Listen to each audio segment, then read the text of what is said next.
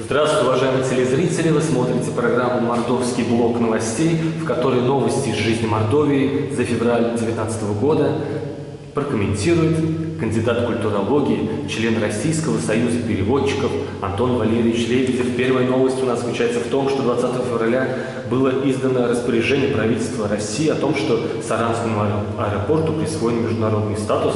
Там многосторонний пункт пропуска через государственную границу поставили. Как вы относитесь к этому событию и вообще к нашему аэропорту? Может, расскажете нам об истории нашего аэропортного комплекса?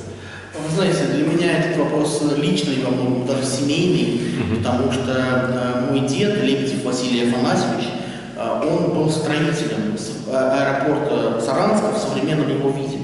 Именно он протолкнул в Москве идею, он был главой мордовского авиаотряда. Второй мой дед по маминой линии, это был по отцовой линии, по маминой линии, он был его работником. Так, в принципе, познакомились мой отец и моя мать. Мой отец летчик гражданской авиации, долгое время работал в Ульяновске в авиакомпании там. Ну, к сожалению, год назад он, так сказать, отошел в мир иной.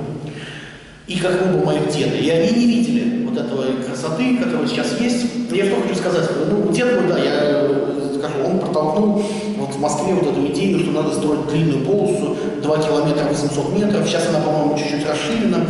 И он об этом это делал для того, чтобы приземлялись самолеты. И его цель была, чтобы аэропорт Саранска был запасным аэропортом Москвы.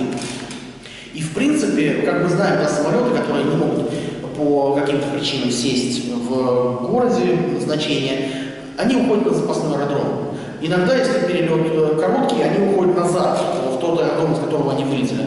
Ну, соответственно, Саранск здесь удобное место, потому что с востока всего 50 километров прямой до Москвы, и это очень мало. Для самолета это буквально полчаса, 40 минут лета, час лета.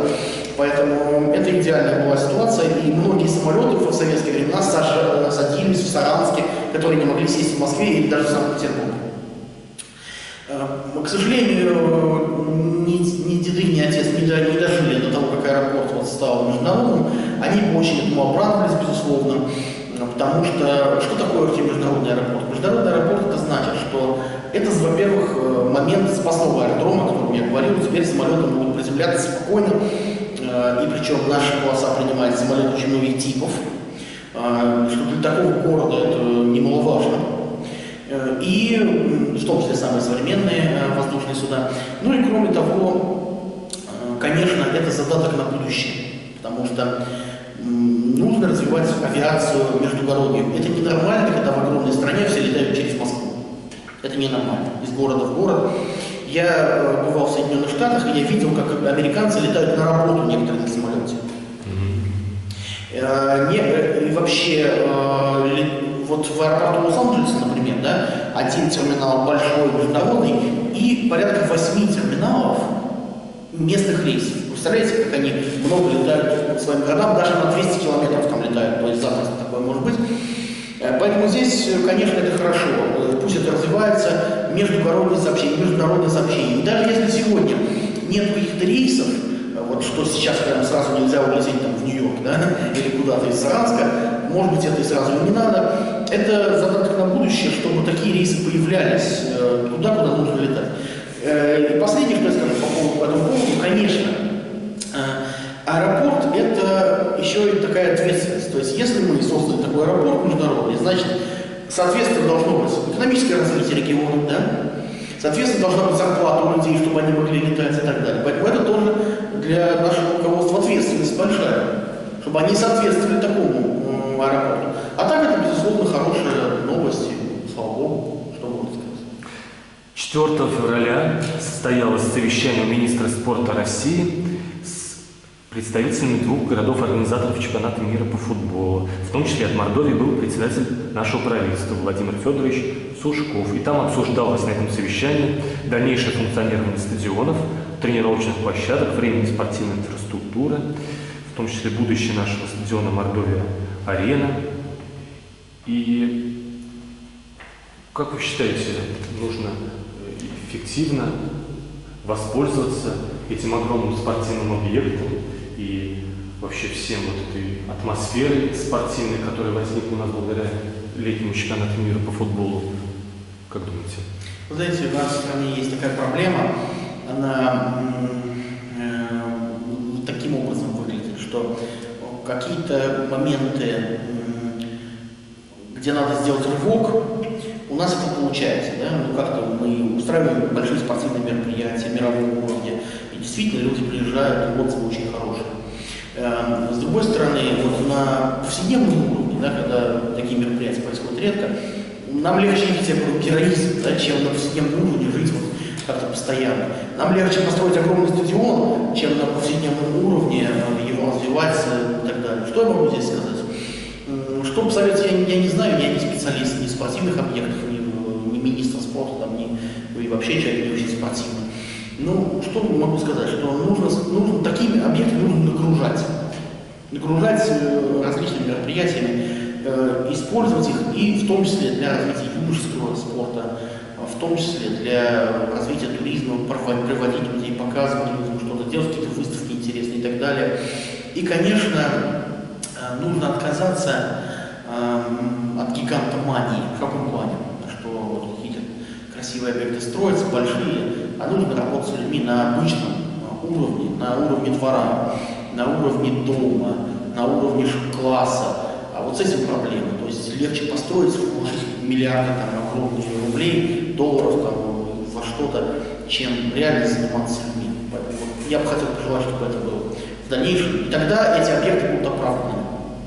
То есть, голосуя между профессиональным спортом и физкультурой, вы бы приоритет расставили? Это все должно начинаться с малого и переходить на крупное. У нас в Саранске и в Мордовии появляются и планируют появиться новые памятники и арт-объекты. Осенью 2018 года наша с вами инициативная группа предлагает памятник жертвам политических репрессий установить в Саранске, как и во многих десятках городов нашей страны. В декабре и в январе было 2 заявки для участия во всероссийском конкурсе идей новых достопримечательностей «Культурный след», памятник в честь основоположника книгоиздательства, огромная распахнутая книга 100 на 150 метров, и женское нагрудное украшение древнемордовское «Сюлгам» на площади Тысячелетия. И еще есть идея одного движения «Свободный Идель Урал», называется, 10 февраля они предлагают установить в Саранске памятник национальному герою Рязань Инязору Пургазу. А вопрос такой: как вы относитесь к тому, чтобы городское пространство и пространство городов-поселков Мордовии заполняется новыми объектами искусства или истории, которые, может быть, даже вам непонятны? Ну, есть 2 проблемы. Есть третья проблема сразу, что мне непонятно, как что-то. Я, честно вам скажу, я небольшой поклонник современного искусства, я такой ретроград в этом плане немножко. Но я не против, это интересно, это оригинально, притягивает людей, притягивает там туризм, внутренний, прежде всего. Я вот недавно водил тут по городу из Саратова людей, то есть у вас в Саратове что-то интересное происходит, дайте посмотрим, приехали, я их поводил. Я что хочу сказать? Здесь 2 проблемы. Первая проблема: не надо ничего политизировать. Что я имею в виду? Что памятники, которые мы устанавливаем, они должны иметь минимальный политический подтекст. У нас в нашей стране много устанавливалось в свое время памятников одной идеологии, и это, я думаю, понимаете, о чем я говорю, да? И до сих пор мы никак не можем понять, то ли их сносить, то ли их оставлять, то ли их переносить, то ли их как... И есть разные точки зрения, и не можем решить эту проблему, потому что сносешь, обидятся эти, оставишь, обидятся другие, и в результате ничего не делается, и тоже можно понять почему. Поэтому памятники должны устанавливаться какие-то образные, семье вот хороший памятник, каким-то героям, более-менее однозначно воспринимаемым в обществе. Вот это первая проблема, которую я вижу. Вторая проблема – это проблема, наверное, вкуса.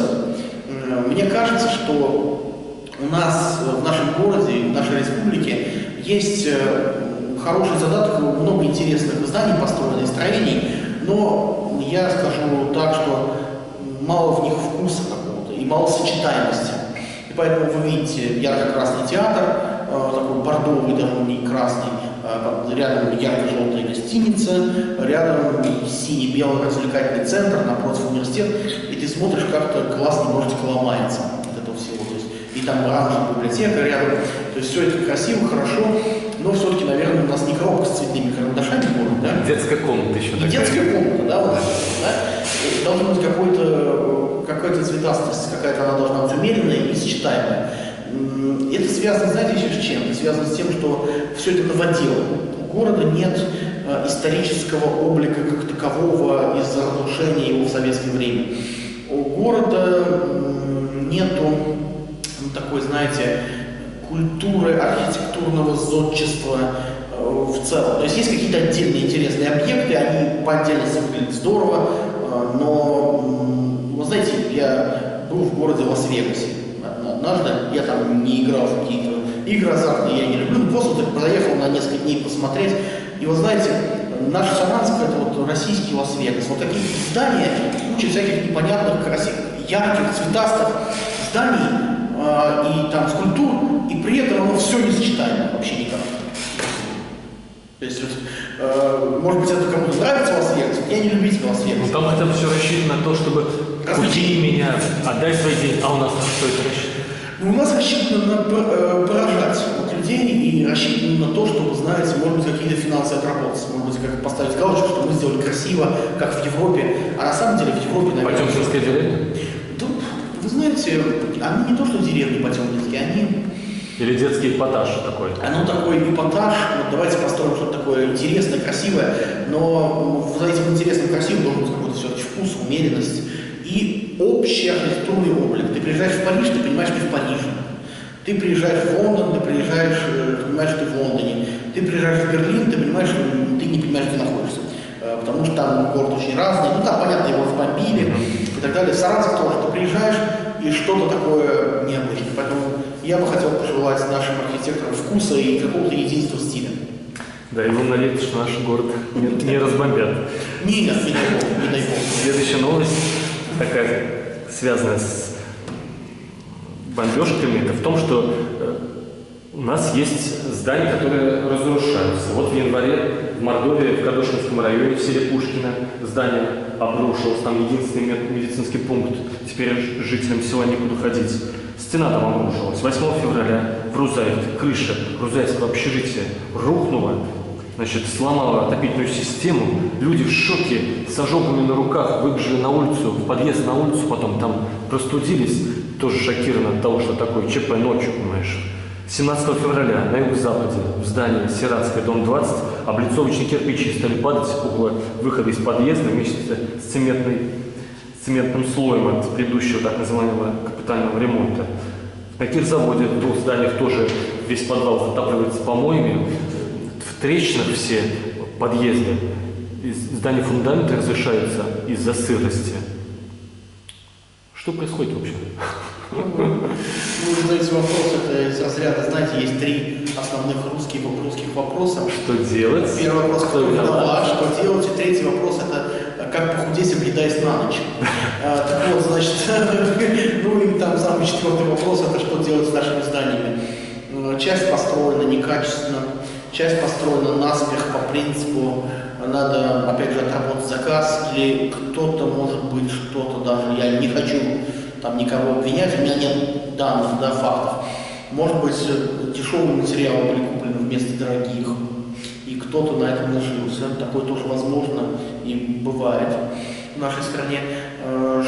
Неумение эксплуатировать здания, когда вот недавно религиозное строение сгорело в Иркутской области. Просто, вот, слава богу, ночью, то есть проводка просто не выдержалась. Здесь у нас русский авось наш, ну, невнимательность к эксплуатации помещений, несерьезное отношение к общественному имуществу. Раз общественное имущество, значит, оно ничего, значит, я когда хочу включаю, когда хочу выключаю, когда хочу крашу, когда хочу не крашу. Отсутствие финансирования, либо даже не то, что отсутствие финансирования, просто неэффективное управление всеми этими объектами. Поэтому что тут можно сказать? Плюс очень много ветхого жилья у нас, очень много ветхого жилья, и здесь, слава богу, что эти вещи, они без, я так понял, обходятся без жертв, да, потому что у меня, Да, в этот раз без жертв. Вопрос этот нужно решать, опять же, точечно. В некоторых случаях просто все сносить и перестраивать. В в некоторых случаях модернизировать. И опять же сохраняя какой-то облик приятный, исторический. У нас страна часто очень серо выглядит вообще. Города, деревни, это тоже ненормально. Нужно что-то здесь думать. И следующая тема, такая проблема, которую я хочу, чтобы вы проанализировали. Это проблема взаимного неисполнения обязательств, потому что есть, с одной стороны, неплательщики за услуги ЖКХ, а с другой есть коммунальные службы, которые завышают цены и некачественно оказывают свои услуги. И вот совещание, информационный повод такой. 11 февраля в администрации Саранска совещание состоялось, на котором главы районов Саранска рассказывали, как они борются с неплательщиками ЖКХ. Меры такие. Значит, исковые заявления на возмещение денег за неуплату за ЖКХ, потом выселение. Вот в Ленинском районе 3 человека выселяют, в Пролетарском одного. Потом отключают от электричества их. Вот компания «Энергосбыт Плюс», мордовский филиал, ставит вентили-блокираторы, чтобы теплая вода, горячая вода не шла, так борется. Но с другой есть стороны такое. Коммунальщики зачастую некачественно оказывают услуги. Вот из-за природного газа в прошлом году 5 несчастных случаев, 1 человек погиб. В этом году уже 4 человека погибли из-за угарного газа, из-за состояния газовой системы. Еще такая есть проблема, что деньги, неэффективное управление управляющими компаниями, вот на юго-западной управляющей компании, которая банкротится, тоже это хорошо видно, что долг за 5 лет вырос с 37 миллионов до 90 миллионов. То есть и там есть виноваты, и там есть виноваты. Как будем решать эту проблему, как считаете? Ну, я решать ее не могу, эту проблему. Если эта проблема не решена людьми, которые за нее отвечают, то как я могу ее решать? Ну, что тут сказать? Опять же, это состояние нашего общества в целом, где много людей не способны платить. И с повышающимися ценами, с повышающейся экономикой, которая тоже так или иначе имеет свои проблемы. Здесь людям тяжело платить, и платежки приходят подчас, какие-то перерасчеты приходят, и приходят просто фантастические суммы за оплату. Тем более зимой, да, когда людям нужно греться, поэтому есть неблагополучные семьи, есть люди, которые просто разводят у себя дома свинарник, прям откровенный, и просто там неблагополучные семьи, там происходят пожары или что-то еще. То есть здесь, я не знаю, надо смотреть каждую отдельную ситуацию, должны быть субсидирование людей малоимущих. И должна быть, опять же, вопрос решается комплексно при помощи решения проблемы со старыми фондами жилья, то есть более современное жилье должно быть строиться, где такие вещи исключаются. А вот с другой стороны этого конфликта? Вы имеете в виду коммунальными службами, которые часто завышают цены, или некоторые из них даже доказаны прокурорами, что воруют деньги или некачественно оказывают услуги? Да вы знаете, что тут можно сказать? Судить их всех надо, но можно сказать, что всех там посадить надо, всех осудить. Нужно создать комфортные условия для того, чтобы все работали и жили комфортно, чтобы управляющие компании, скажем так, не завышали цены, чтобы людям было комфортно работать с управляющими компаниями, чтобы были нормальные условия, нормальные здания. Все это. Плюс, конечно, скажем так, зимой у нас из-за того, что перепад температуры очень часто, так сказать, не рассчитан на это здание. То есть должен быть порядок в этой сфере. Следующая новость такая. У нас меняется Саранск и другие регионы из-за того, что постоянно происходит строительство нового жилья, целые жилые микрорайоны, высотки огромные, которые видны со всех концов города, появляются, и старожилы не узнают свой город, не узнают виды, такие ракурсы. И детские, но зато и детские сады появляются медицинские учреждения. А вот все меняется, и как вы оцениваете вот это изменение нашего города, нашей республики? Я очень хорошо оцениваю любое строительство вообще чего-либо, если только там не на территории заповедника строится, да. если там соответствующая инфраструктура. Опять меня интересует что? Меня интересует внешний вид всего этого, как это выглядит. Потому что, ну, честно говоря, на самом деле, знаете, в чем проблема здесь? Здесь проблема в том, что в нашей стране вот разруха, она с чего начинается? Как говорил, да, профессор Преображенский, созвучие в головах, да? То есть, если нет единой какой-то концепции, вот мы такие, вот мы идем туда, вот мы строим. И, понимаете, вот в Советский Союз много ругали, но советские здания, особенно монументальные, которые строили сталинские высотки, они действительно были прекрасными, и потому что, ну, как бы оно делалось в каком-то стиле, в каком-то стиле, более-менее единый. Сейчас этого нет. Кто во что гораздо. Я тоже был в некоторых городах, например, вот так, с моей точки зрения, так немножечко попортили Лондон. Знаете, там тоже в некоторых местах ты идешь и думаешь, что это вообще такое, непонятно. То есть деньги есть, построили огромные страшные небоскребы в центре города. Ну зачем? То есть надо работать над историческим обликом. Общий ландшафт. Что, зачем, почему, чтобы это выглядело красиво и так далее. А то, что это строится, это очень хорошо. Это, если бы не строилось, это было бы плохо. Пусть строится, но какой-то должна быть единая канва, единая концепция. А с точки зрения внутреннего, интерьерная называется, или планировка жилья, квартир в новых домах. Вот вы бывали в каких-нибудь? Как вы оцените? Бывал, я бывал. Даже вот я был в гостиничном комплексе Тавла, которая изначально жилой, часть из них это жилые дома, это квартиры под сдачу и потом квартиры там для продажи. То есть, ну как, хорошо, не обжито пока, посмотрим. Я не знаю, понимаете, в чем дело? Вот если мы говорим, например, про Запад, там вот про европейские страны, то там есть дома, которые с виду очень красивые, а внутрь зайдешь, там все очень посредственно, мягко говоря. То есть, меня интересует, это уже, знаете, это уже вопрос продажи, наверное, маркетинга, то есть как продавать квартиры, какие они красивые, некрасивые, качественные, некачественные, интерьер. И сейчас уже все стараются под себя делать внутри, да. Меня интересует, как это выглядит снаружи. А снаружи пока мне непонятно, что это, и оно как бы интересно, с другой стороны режет глаз, то есть непонятно, что это. В следующей новости я прошу вас поддержать такое зарождающееся движение по поиску без вести пропавших людей. 3 февраля прошлого года в Мордовии было презентовано Мордовское региональное отделение отряда «Лиза Алерт», который с 2010 года занимается поиском без вести пропавших людей. Уже более 40 тысяч они поисков организовали, около 14 тысяч людей пропавших нашли. В Мордовии вот одним из лидеров и инициаторов этого движения является Наталья Клюткина, Романчева. Теперь она сама организовала поисково-спасательный отряд. У нее в 2015 году, 15 ноября, пропал 24-летний брат Александр Толоконцев. И она спустя 2 года безуспешных поисков в день его рождения организовала группу в социальной сети.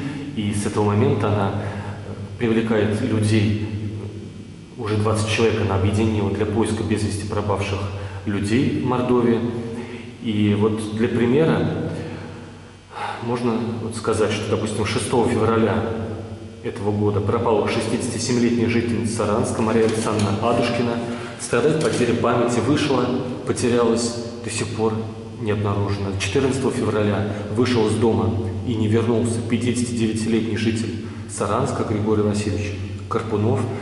Вообще число без вести пропавших людей, оно фиксируется на сайте Следственного управления. Сейчас около 40 человек в Мордовии являются пропавшими и необнаруженными. Как вы, какие у вас чувства по поводу этого движения? Любое движение, которое начинается с людей, конкретных людей, это оно движение должно быть. Я считаю, что в вашей стране проблема часто все начинается сверху, и от власти, и может быть это и хорошо, но когда власть проявляет инициативу, и только власть проявляет инициативу, это вырождается в некий официоз. То есть надо сделать, сколько там, какие-то группы, какие-то граждане. Когда это сами граждане, а власть просто аккуратно поддерживает, не вмешивается, да, то я считаю, это очень хорошо. Помогать, в том числе каким-то правоохранительным органам, в том числе, ну, я не знаю, каким-то службам социальным, искать, навещать, как-то думать, где люди могут находиться. Я считаю, это очень хорошо. Это же касается и вообще многих сфер нашей жизни. У нас страна необжитая, удивительная, но в стране, где очень много, ну, так сказать, такая богатая культура, да, к сожалению, люди очень мало инициативные. Хотелось бы, чтобы больше было таких. Это очень хорошо.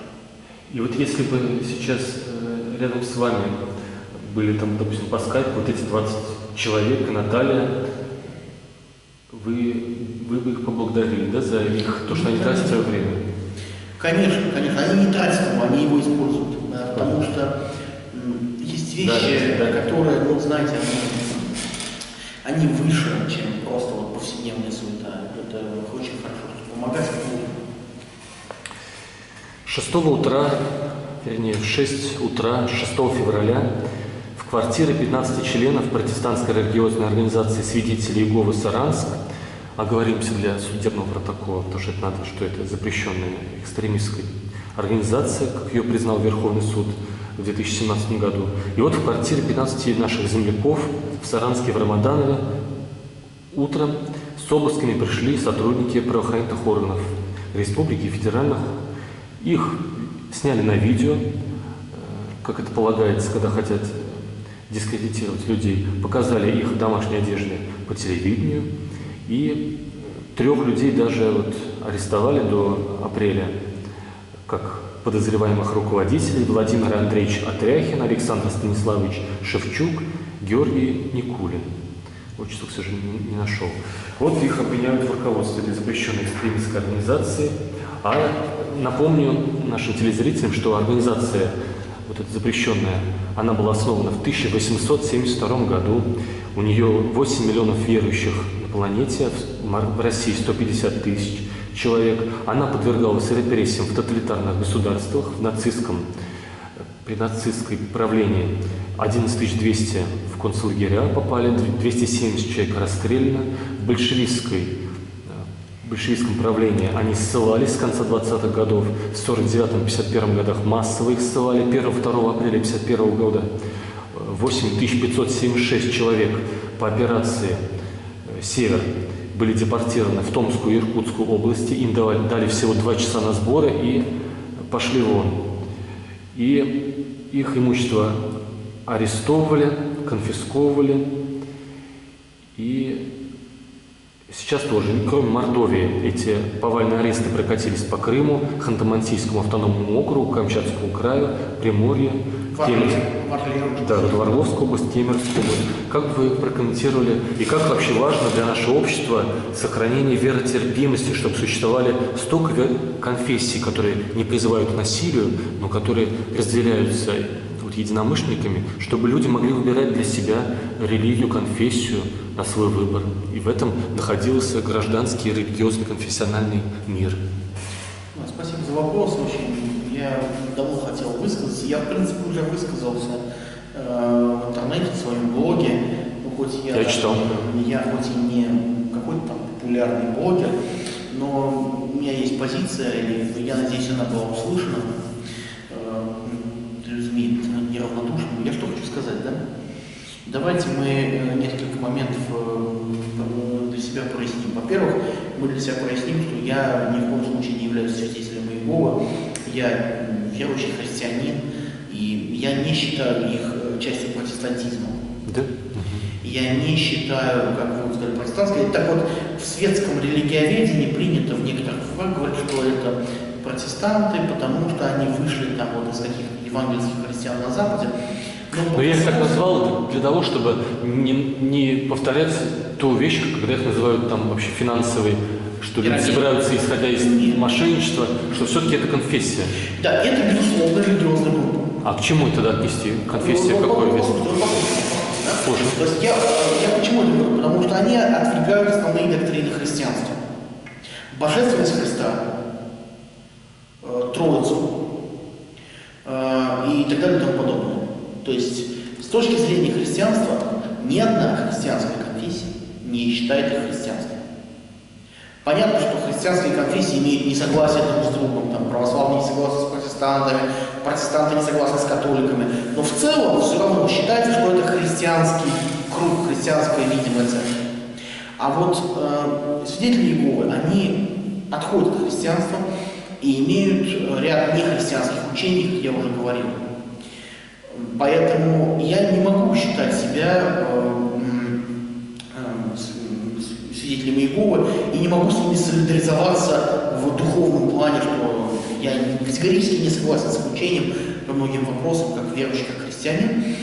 Также, конечно, я категорически не согласен с их учением по поводу, например, запрета на переливание крови, который у них есть, и которое послужило такой зацепкой для того, чтобы некоторые люди, которые называют себя православными верующими, обратились там в суд, и потом это дошло до Верховного суда, и потом это было запрещено на территории всей Российской Федерации как экстремистская организация. Я не могу согласиться с тем, что они навязчиво пропагандируют, понимаете, навязчивость здесь в чем? Что они подходят, начинают говорить, стучат в дверь, там, беспокоят людей подчас. Мне это тоже не сильно нравится. Я считаю, что верующие люди должны прежде всего жизнью, да, прежде всего своей какой-то праведностью, внутренним светом показывать, да, превосходство своей веры. Я не могу согласиться с тем, что свидетели Иеговы внутри себя устанавливают жесткую структуру, где там нельзя праздновать никакие праздники, нельзя служить в армии, нельзя там, или очень резко ограниченное общение с иноверцами. Читать вот, даже вроде бы стороннюю литературу. То есть очень жесткая структура, жесткая такая религиозная система, которую я с ней не согласен. Но все мое несогласие... Но добровольно у них учиться. Вот я про это говорю. Оно носит идеологический характер. Вот я не согласен там, с коммунистами. Но я не считаю, что коммунистов всех надо запретить. Вот я так не считаю. Ну, кто-то может быть со мной не согласен. Я не согласен с сторонниками либертарианства в политике. Но я не считаю, что это надо запретить. Те, кто называют себя либертарианцами. Просто вот я про это. Но я не считаю, что это надо запретить. То есть мои несогласия носят духовный идеологический характер. Теперь пройдемся по тому, что, собственно говоря, почему я считаю, что их преследование по закону является несостоятельным. Я не призываю никаким противоправным действиям. Да, это ваша точка зрения. Это моя точка зрения, она личная, это не точка зрения какой-то организации. Это моя личная точка зрения. Я всегда говорю так, что Бог всем судья, да, и Он разберется. И я даже думаю, что через какое-то время этот запрет будет отменен. Я тоже. Я думаю, что потому что абсурдное решение не может быть слишком длительным. В ближайшие лет 20, наверняка. Да, я больше оптимист, я думаю, что скорее. Ну, ладно, тем не менее. Почему я считаю, что это несостоятельно? Первое, потому что оно противоречиво. Вот в экстремисты записали кого? Тех людей, которые не служат в армии, принципиально не участвуют в политике, принципиально не участвуют в жизни государства, принципиально не общаются или очень ограничивают свое общение с внешним миром. Да? То есть за что? Экстремистами они не являются, они не призывают никого убивать, там, применять насилие. Нету ничего такого, что можно было бы поставить в вину вот как организации в целом. Нету такого. Именно поэтому во всех в основных странах они разрешены. Хотя нельзя сказать, что их прям везде любят, да, но они разрешены. Извините, пожалуйста, я вот хочу напомнить, что сегодня деятельность вот этой запрещенной организации свидетелей Иеговы, она запрещена только в коммунистических и исламских странах. Китай, Северная Корея, Узбекистан, Туркмения, Таджикистан, Саудовская Аравия, Иран, Ирак, Россия. Вот Россия тоже. Мы исламская, не исламская страна, православная, не православная. Мы сами до сих пор даже не определены. Коммунистическая, исламская и вот... У нас все, у нас в нашей стране все есть. Вот я что хочу сказать, что это первое. Второе, это решение контрпродуктивно. Почему? Потому что такие организации крепнут как раз в гонении. И вы притягиваете к ним симпатии, получается. Вы хотите их оттолкнуть, а вы притягиваете к ним симпатии. Запретный плод.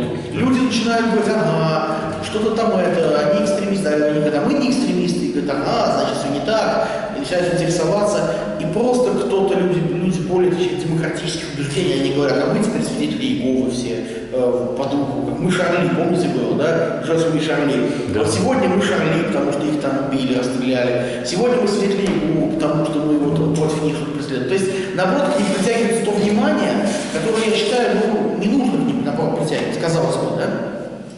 Дальше. Их преследование, оно антиконституционно, потому что гарантированы права у нас на любую религию. Если вы запрещаете их религиозную организацию, тогда непонятно, почему вы мешаете им просто собираться. Ну хорошо, религиозно-юридическая Сейчас организация. уже и собираться. Вот я поэтому говорю, зачем? Непонятно, да? Зачем вы конфисковываете их здания? Ведь люди строили эти здания, понимаете? На пожертвование верующих многие сами строили, и это не просто иметь здание и его облагораживать и так далее. И это даже несправедливо, даже с чисто человеческой точки зрения. Это нарушение прав частной собственности, это нарушение законов, такое базовое уважение к правам личности. То есть далее, следующий момент. Данные вещи... Я считаю. Да, конечно. Да. Данные вещи, они делают негативно наш образ, вот нашей страны. То есть мы говорим о том, что надо показывать, что Россия это не дикая страна, какая-то цивилизованная, какая-то развитая, более-менее развивающаяся. А тут, понимаете, мы приглашаем людей, иностранцев, говорим, вот у нас чемпионат мира, вот как у нас хорошо, вот какая у нас культура, а потом через буквально там полгода, год, даже полгода прошло, мы запрещаем. Вот это. То есть люди говорят, ну, значит, правильно было, что мы так о них считали, что они вот такие дикие. То есть зачем это делается, мне непонятно. Тем более свидетели Иеговы, они есть во многих странах, и они там в некоторых странах даже, скажем так, ну, являются актерами, там, и кем-то не являются, то есть какими-то деятелями, какими-то даже немножко известными. Поэтому зачем? Почему? А кто, например, известный деятель? Я не могу вам сейчас назвать, но вообще эта организация более закрыта, у них это не поощряется, но все равно в каждой конфессии есть какие-то люди, которые свидетели, которые какие-то известные деятели. Да? Зачем? Почему это делается? Мне не ясно. То есть это такое, знаете, такое невежество религиозно-конфессиональное, религиоведческое. Зачем? Они не несут какой-то угрозы. То, что если вы с ними не согласны в духовном плане, ну давайте бороться с духовным образом. Что значит бороться с духовным образом? Проповедовать, говорить, объяснять.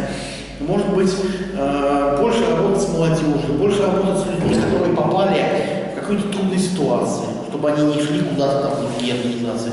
Ну, то есть конкурировать какими-то честными образом, но запрещать вот так вот резко, это просто неправильно. И это воспитывает в людях действительно, как вы правильно говорили, про терпимость, что во всем виноваты нам секты, которые у нас, они там меньше 1%.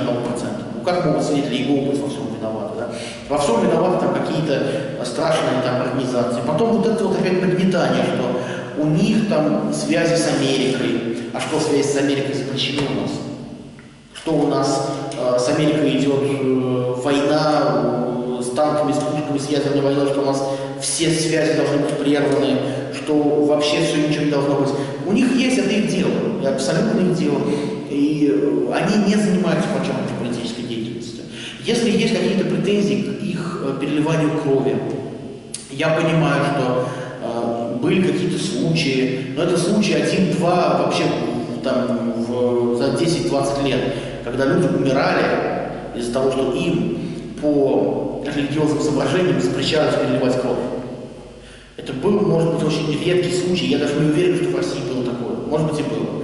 Но судите этих людей отдельно. Зачем всю организацию запрещать? Непонятно. Ведь если за купание в пруду во время крещения кто-то умирает, или из-за обрезания кто-то умирает, или поцелуя икону, на которой инфекция от предыдущего человека, если мы будем запрещать целую конфессию, в которой в обряде вот такие негигиеничные, может быть, с точки зрения. А какую следующую конфессию запретят, как вам кажется? Вы знаете, я не знаю. Не дай бог, чтобы кого-то вообще запретили. Тут, понимаете, война с экстремизмом, она ведь такая. Она ведь, с одной стороны, бьет по каким-то экстремистам, которых там 1-2 человека, а реально она отражается на тысячах людей, которые не ксенофобия расцветает, да. То есть мы ради того, чтобы в доме зажечь свечу, сожгли весь дом. Ну зачем? То есть, мне это непонятно. Я считаю, что это отрицательно. При этом я еще раз говорю, что это мое мнение, я не призываю ни к чему, но я надеюсь, что это прекратится.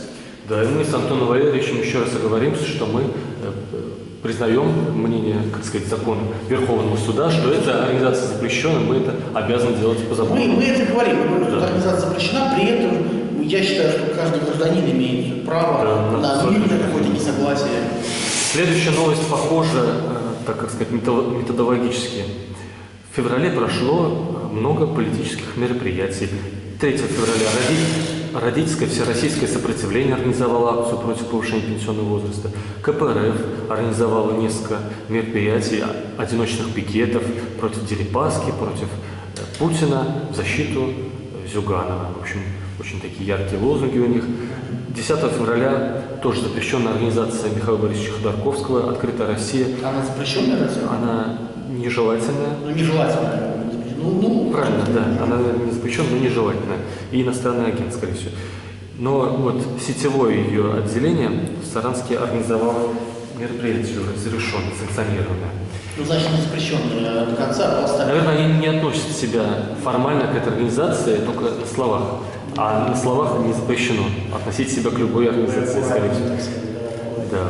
Хорошо, да. И, кстати, вот один из лидеров вот этого, не пойми, запрещенного, не запрещенного, Сергей Трофимович Марин тоже сказал и поддержал и вот представителей запрещенной организации свидетелей Иеговы и оговорился, что он вместе с ними сопереживает за их лидеров, что тоже считает, что это неконституционно, незаконно. 15 февраля у памятника воинам-интернационалистам уже бывшие ветераны войны в Афганистане высказали свою солидарность и память о тех, кто погиб на этой войне с их точки зрения справедливой. 23 февраля ЛДПР митинговала, и 23 февраля УФСИН по Мордовии, сотрудники исправительной системы в Евасе около памятника сотрудникам, погибшим при исполнении служебного долга. Видите, какая палитра разных политических взглядов, и все Вы назвали не только политические, вы назвали какие-то еще гражданские акции, какие-то, знаете... Мемориальные памятники. Вот и все политика. Как вы считаете, политическую толерантность стоит у нас в обществе прививать и поддерживать, которая наблюдается? Да я только рад, когда, знаете, я рад, когда люди выступают, это здорово, когда вот они выступают только отдельно от меня где-то. Я потому что не любитель митингов, больших скоплений народа. У меня двоякое отношение к митингам. С одной стороны, я понимаю, что это должно быть, людям надо давать возможность выпускать пар, в разные там гудки какие-то, да, что кто-то там покричит на одном, на другом митинге. Потому что если не давать пар, закрыть котел в пар. 2 минуты до конца, ускоряемся еще. 2 минуты до конца, да. извините. То тогда все просто согласен. Это хорошо. С другой стороны, чтобы не было общественных беспорядков, чтобы не было каких-то незаконных действий. Как это сделать, это сложно, потому что если массовое скопление народа, наверное, какие-то должны быть более организованные площадки, где можно это делать и достаточно безопасно, чтобы это не мешало всем остальным. Да. И последняя новость, минуту.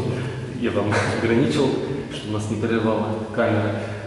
Конкуренция у нас наблюдается в феврале и марте на выборах президента Украины, и мы в этой новости всегда берем пример для нашей страны. Вот, допустим, из данной новости мы можем взять пример, что конкуренцию на выборах парламентских и губернаторских в Республике Мордовия. Как вы относитесь к политической конкуренции? Да, минуту есть, да? Минута. Хорошо, ну что можно сказать? Конечно, у каждой страны своя особенность. Где-то конкуренция там дикая, где-то она не дикая, где-то она более цивилизованная.